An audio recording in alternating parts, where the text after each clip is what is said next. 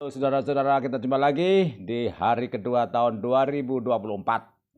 Bagaimana saudara-saudara merasa bahagia dan sukacita dalam kehidupan yang penuh dengan kegembiraan?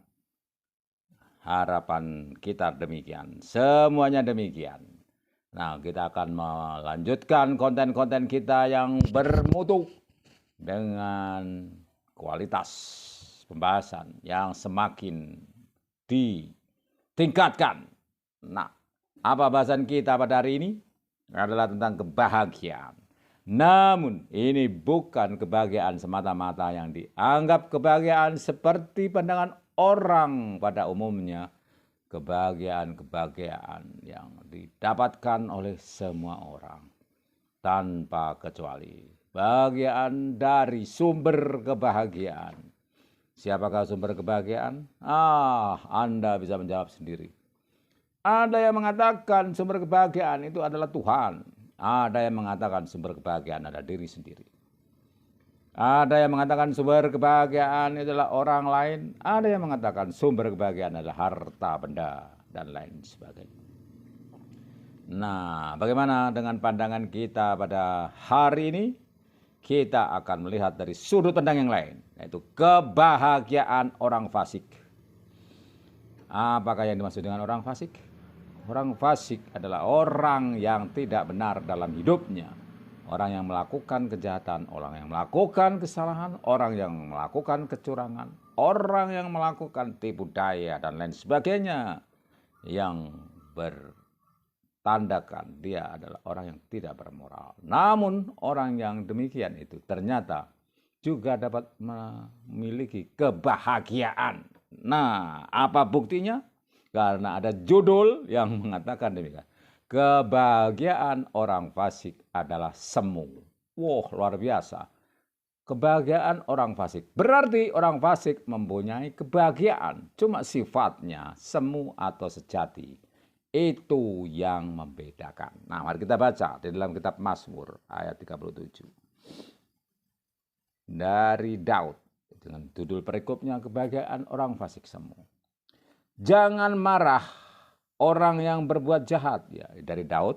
Jangan marah karena orang yang berbuat jahat. Jangan iri hati kepada orang yang berbuat curang. Sebab mereka segera lisut seperti rumput dan layu seperti tumbuh-tumbuhan hijau. Ya. Percayalah kepada Tuhan dan lakukanlah yang baik. Diamlah di negeri dan berlakulah setia. Dan bergembiralah karena Tuhan. Maka ia akan memberikan kepadamu apa yang diinginkan hatimu. Serahkanlah hidupmu kepada Tuhan. Dan percayalah kepadanya. Dan ia akan bertindak. Ia akan memunculkan kebenaranmu seperti terang. Dan hakmu seperti siang. Berdiam dirilah di hadapan Tuhan dan nantikanlah dia. Jangan marah karena orang yang berhasil dalam hidupnya. Karena orang yang melakukan tipu daya. Berhentilah marah dan tinggalkanlah panas hati itu. Jangan marah. Itu hanya membawa kepada kejahatan. Sebab orang-orang yang berbuat jahat akan dilenyapkan. Tetapi orang-orang yang menanti-nantikan Tuhan akan mewarisi negeri. Karena sedikit waktu lagi maka lenyaplah orang fasik. Jika engkau memperhatikan tempatnya, maka ia sudah tidak ada lagi. Tetapi orang yang rendah hati ia akan mewarisi negeri. Dan bergembiralah karena kesejahteraan yang berlimpah-limpah. Orang fasik merencanakan kejahatan terhadap orang benar dan menggertakkan gigi terhadap dia. Tuhan menertawakan orang fasik itu. Sebab ia melihat bahwa harinya sudah dekat. Orang-orang fasik menghunus pedang dan melentur busur mereka. Dan merobohkan orang-orang sengsara dan orang-orang miskin. Untuk membunuh orang-orang yang hidup jujur. Tetapi pedang mereka akan menikam dada mereka sendiri. Dan busur mereka akan dipatahkan. Tetapi Tuhan menopang orang-orang benar.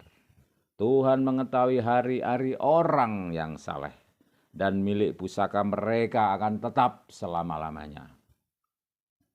Mereka tidak akan mendapat malu pada waktu kecelakaan, dan mereka akan menjadi kenyang pada hari-hari kelaparan. Sesungguhnya orang-orang fasik akan binasa. Musuh Tuhan seperti keindahan padang rumput. Mereka habis lenyap bagaikan asap. Nah, saudara-saudara, sesudah kita mendengarkan segala hal tentang firman Tuhan di dalam kitab Mazmur yang dituliskan oleh Nabi Daud atau Raja Daud, tentang orang fasik yang kebahagiaannya memang ada, tapi karena kebahagiaan itu diperoleh dengan cara yang tidak benar, yang tidak halal atau haram, itu semuanya tidak akan bertahan lama. Bagaimana segi filsafat membahas tentang hal ini? Karena kita di dalam channel ini lebih mengutamakan bagaimana, apakah hal itu masuk akal? Masuk akal. Oleh karena apa? Oleh karena berlaku hukum sebab akibat. Di mana apa? Setiap perbuatan pasti akan menuai hasilnya. Oleh karena dia berbuat jahat pada orang lain, pasti ada musuhnya.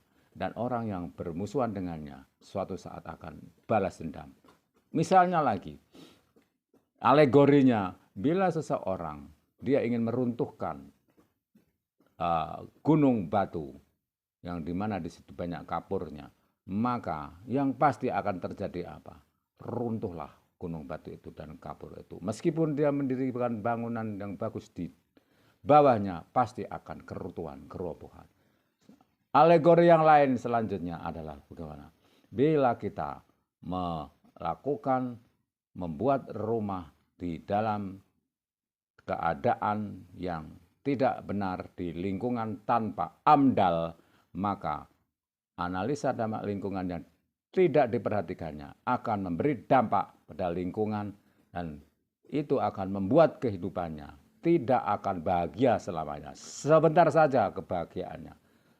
Oleh karena apa? Lingkungan tidak mendukung, tidak semesta mendukung. Karena dia tidak memperhatikan AMDAL, maka suatu saat bisa terjadi banjir, suatu saat bisa terjadi pencemaran udara, suatu saat bisa terjadi segala macam bencana.